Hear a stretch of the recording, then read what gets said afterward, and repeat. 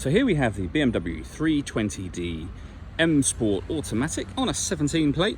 I'm going to start off by showing you around the outside of the car, and then we'll hop in and run through some controls on the inside. But from the outside, you can see it's a 5-door car with alloy wheels and tinted windows. Let's start off inside the boot and then work our way around the rest of the car from there. So as we approach the boot, you can see we have reversing sensors, plenty of boot space as well, along with the 3 individually folding rear seats should you wish to increase that space even further. Okay, so we're just going to work our way back round to the front of the car, and then we'll hop in and run through some controls on the inside. But now that we've done a full circle of it, you can see it's in excellent condition the whole way round. Just briefly before we climb in, I think it's what we're seeing the interior from this exterior point of view. There's plenty to run through on the dashboard, so let's hop in and we'll do that right now. Okay, now that we're inside the car, we're going to start with the dials. On the far left-hand side, we have the fuel gauge, followed by the speedometer and the rev counter. In the middle, you can see the total miles for this car. They are 22,385. You can change the information that's displayed above that by pressing a button on the end of the indicator stalk for various different bits of trip computer information, back around to the beginning again eventually. If we back out to the steering wheel, on the left-hand side, we have cruise control and speed limiter, and on the right-hand side, we have stereo controls and voice activation for the phone. We then have the minus and plus pedals. That is so that you can change gear manually with this automatic gearbox, should you wish to. And over in the center, we have BMW's business nav. So this is the main menu for the screen. All the movement that I'm making currently is all being done using the iDrive system, which is essentially this dial, this collection of buttons as well, but you can virtually do everything from the dial. So for example, if we want to go into satellite navigation, we can do. There's a full video that shows how this works that you can find both on our website and also on our YouTube channel as well.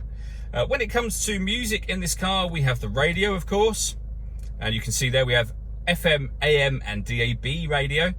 And if you want to listen to your own music, there's plenty of ways to do that. We have the CD player. We then have Bluetooth audio, USB input and auxiliary inputs as well. So as I say, loads of ways to listen to your music, and you can pair your phone up under the telephone heading just there. Working our way down, we have the CD player and the main volume for the stereo. We then have dual zone climate control.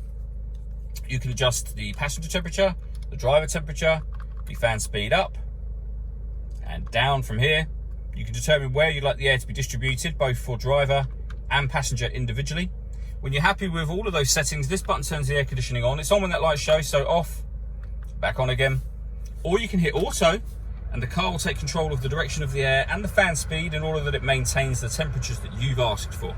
To override that, simply press the auto button again, and you'll go back to whatever setting you previously had it on. We have heated driver and passenger seats, both with 3 different heat settings each. Below that, we have 2 cup holders, a 12-volt charging socket, and you can see the key is currently down there. This car's got keyless start, so you just need to make sure the key is in the car with you, and then hit that button to start the engine. And to stop it, that button turns off the stop and start. This car's designed to cut out when it's stationary in traffic to save you fuel. I've just turned that system off. We then have the gear lever for the automatic gearbox. This one turns on and off the parking sensors.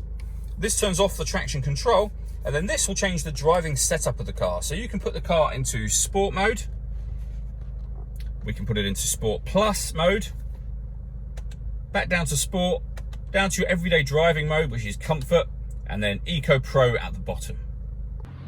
All that leaves me to say is thank you for taking the time to watch this video. If you'd like to come see the car in person and have a test drive, please feel free to call any of our MJA sites. We'd love to hear from you soon.